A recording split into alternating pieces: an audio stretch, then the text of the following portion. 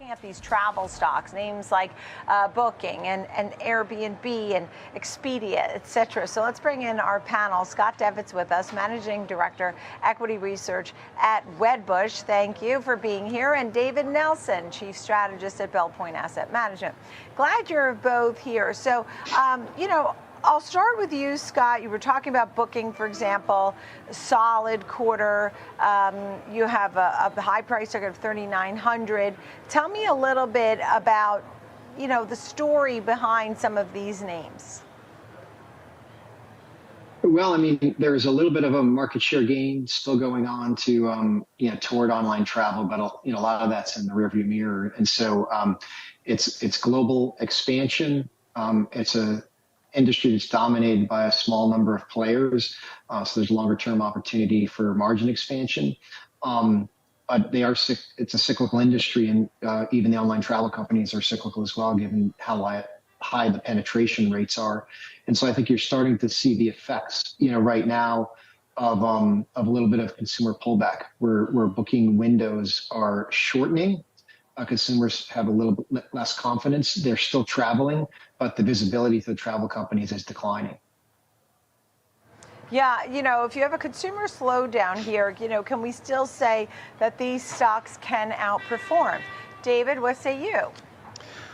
Likely not. I take that Bookings is certainly the quality outfit. This is the go-to name for me.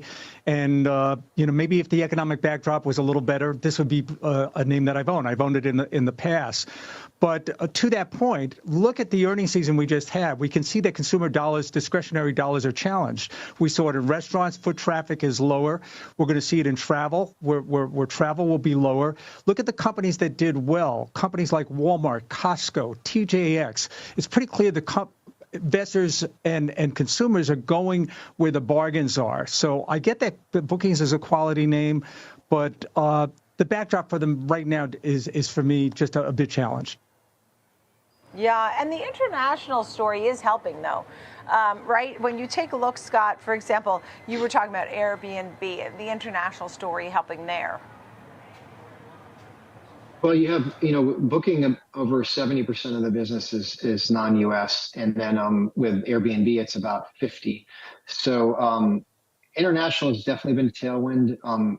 The after effects of COVID, international travel, lagged in international to international markets up until last year. So that had been a boost. More recently, what's been happening through our survey work is that domestic travel is actually improving because consumers that were taking international trips are now offering to stay domestic due to price concerns. So it's actually running a little bit counter to last year, where international was doing better. And you've seen that in Expedia results this past quarter.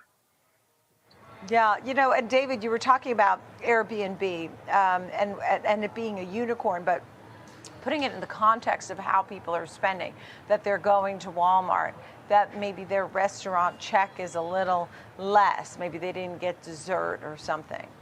Where does Airbnb fit in there?